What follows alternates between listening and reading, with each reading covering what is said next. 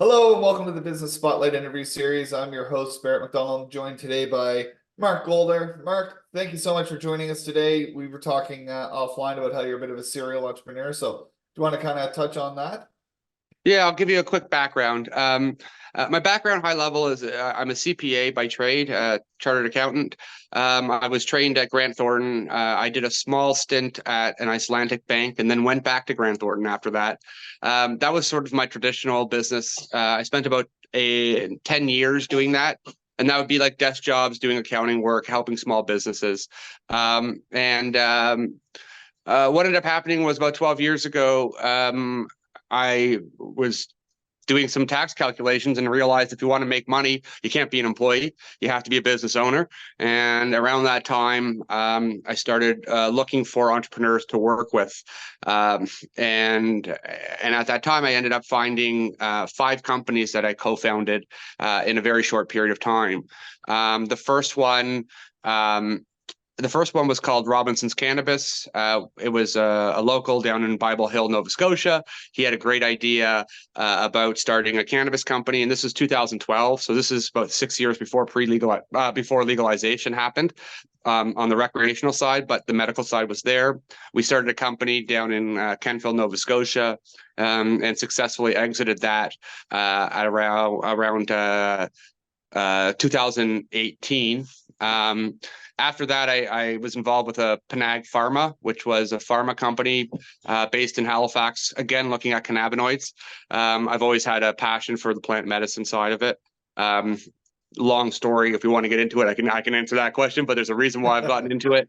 And so I helped on that company from 2013 to 2019, where we exited that to a public company called Tetra Biopharma out of Montreal. And around that time, I got introduced also to a guy named Ian Archibald, who was working as a startup at Volta called Swell Advantage.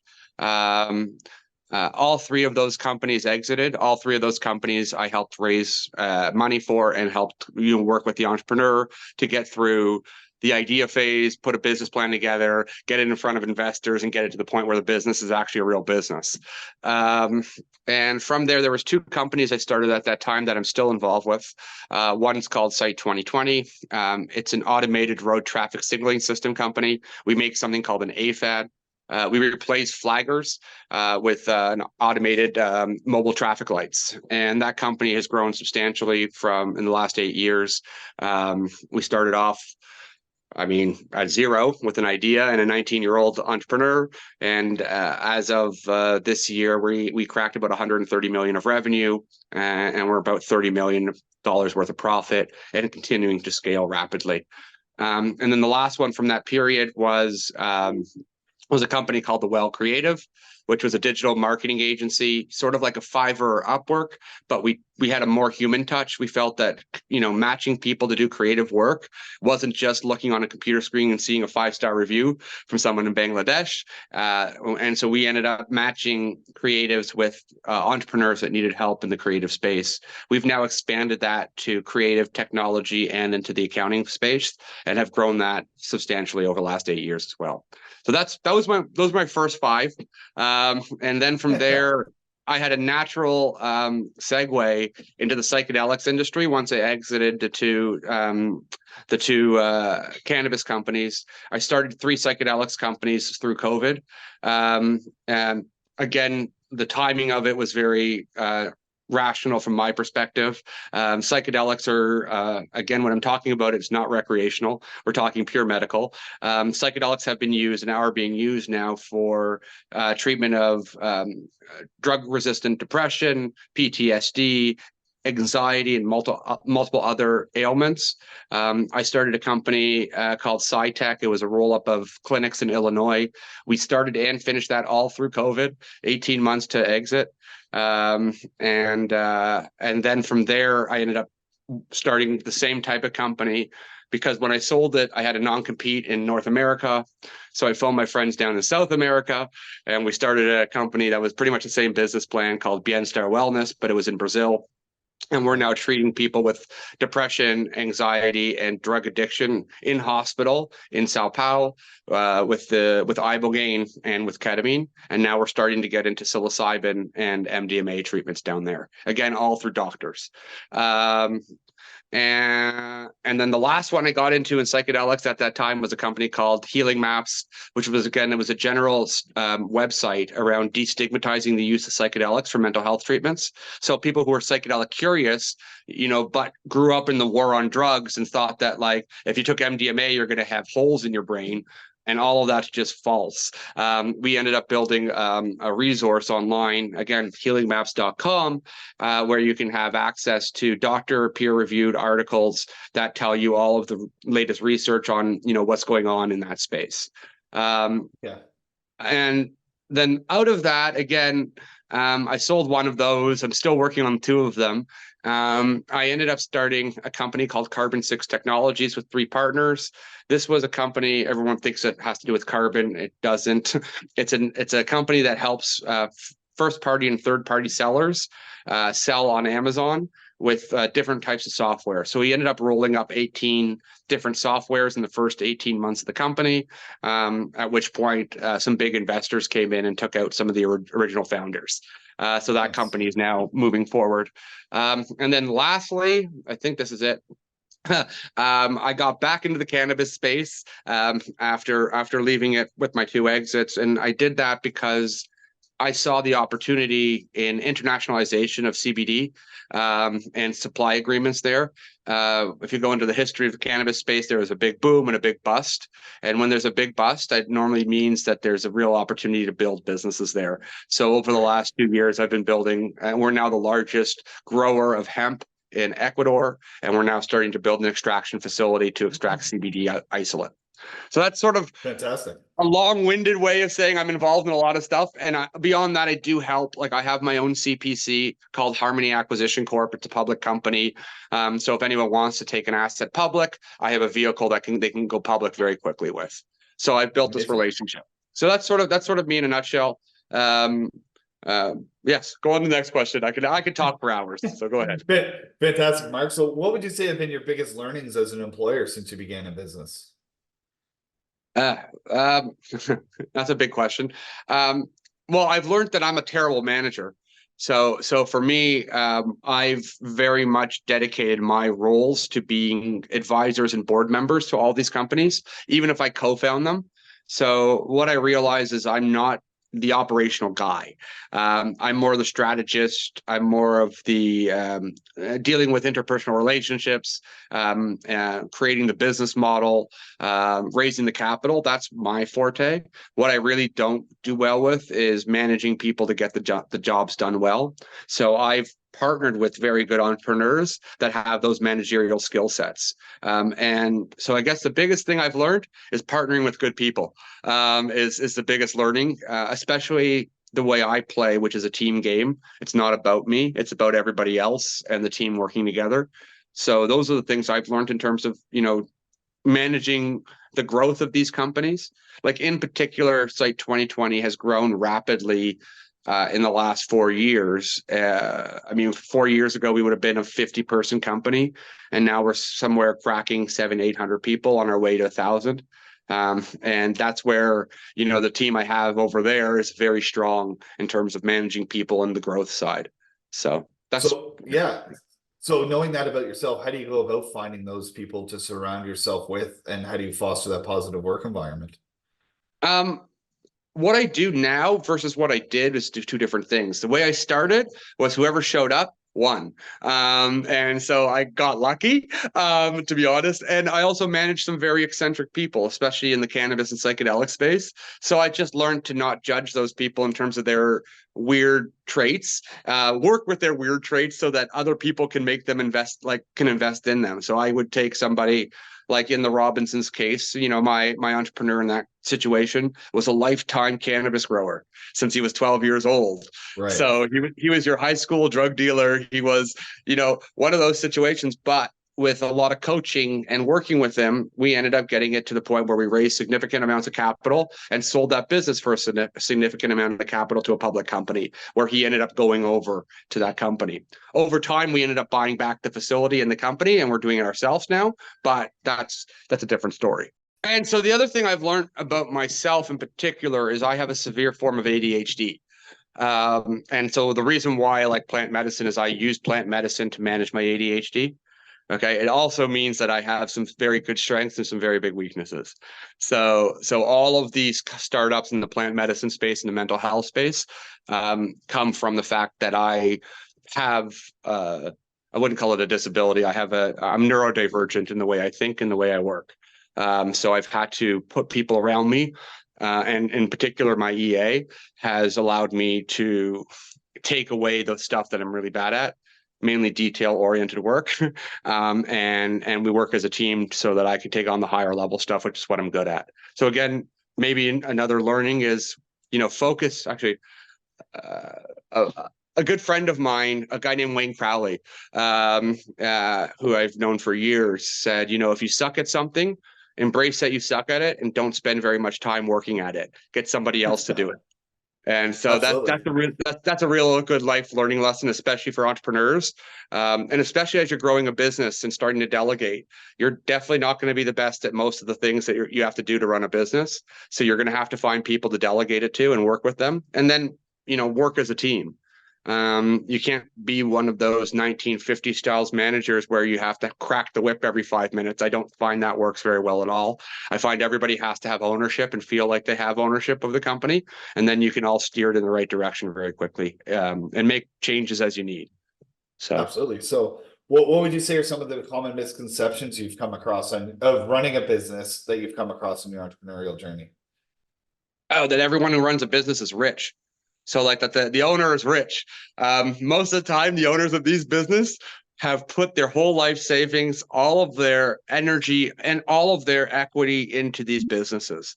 And everybody thinks it's like a get rich quick scheme, and it's not.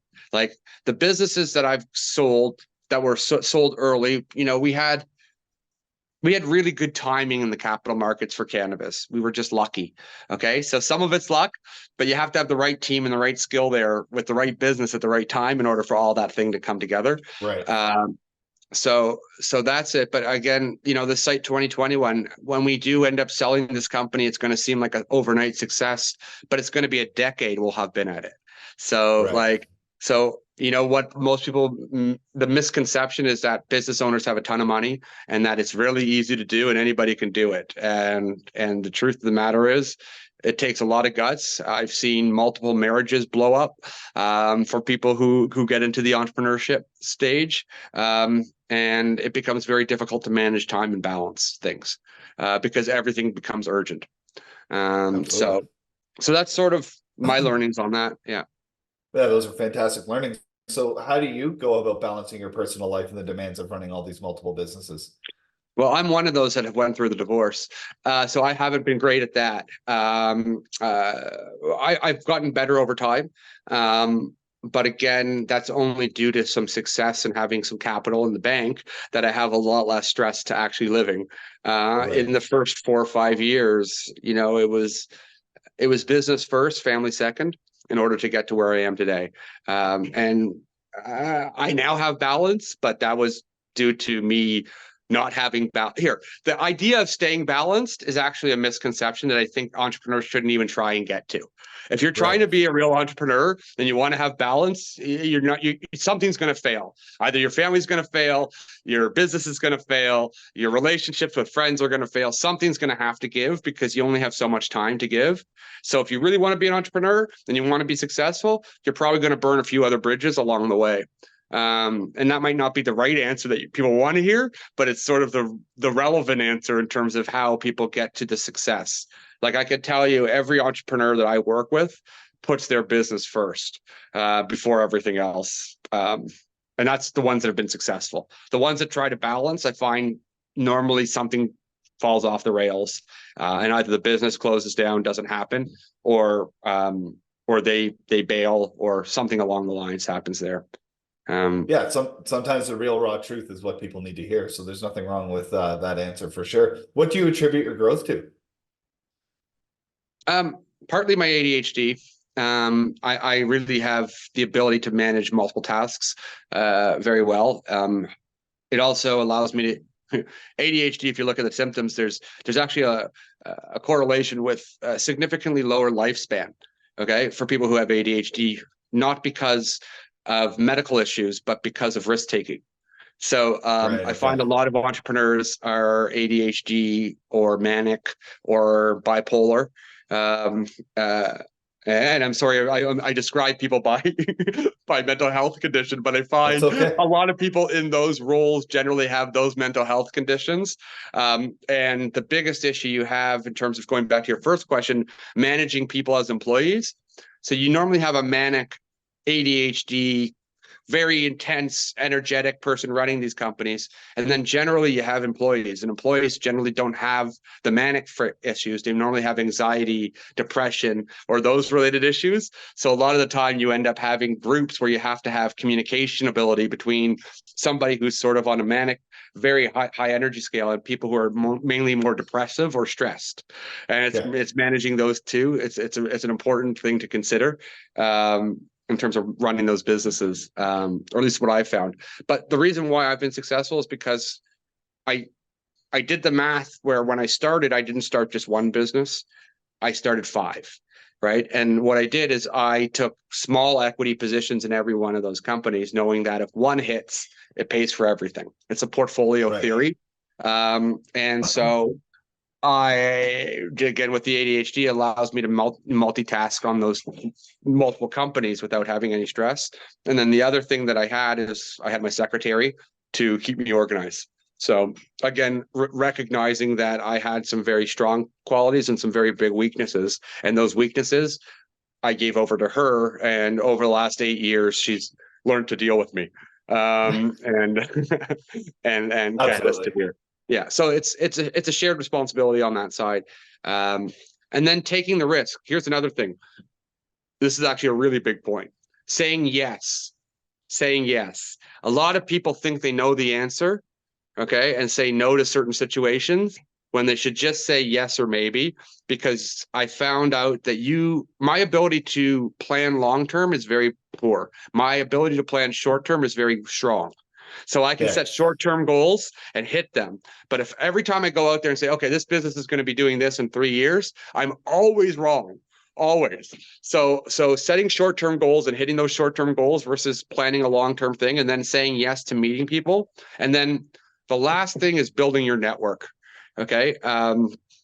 I am an avid network builder. As we are on the phone today, I will get on the phone with anybody, even if I don't have a history with them. I'll have a conversation with them. And then just the way my mind works is I always try and find a connection to them. So I always Right. try and find something where I can physically help them in some way with what they're doing.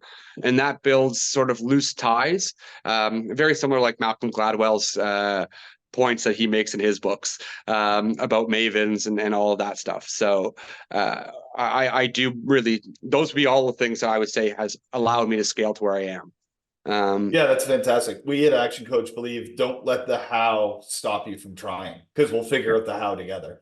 The That's how's the exactly. easy part. The yes and the opportunity is the hard part to find.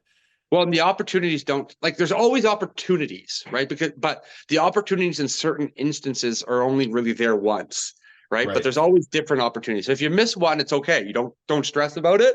Okay. There'll be other ones. But in the moment, if you always say no and you always say, I know that what the answer is, and I don't want to take that risk, I don't want to do this, I don't want to help that person, that really, as soon as you say the no, the entire interaction is over, right? There's very little chance of actually expanding that relationship or expanding that ability.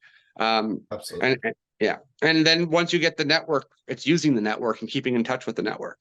Because a lot of people will meet somebody once. I mean, the number of times I go to conferences and I'll have an interaction like this with somebody, and they're like, "Oh yeah, I'll keep in touch." I'm like, "Here's my phone number, here's my secretary's email, here's everything. Phone me, contact me anytime." I would say 5% of the people follow up. Okay, Right.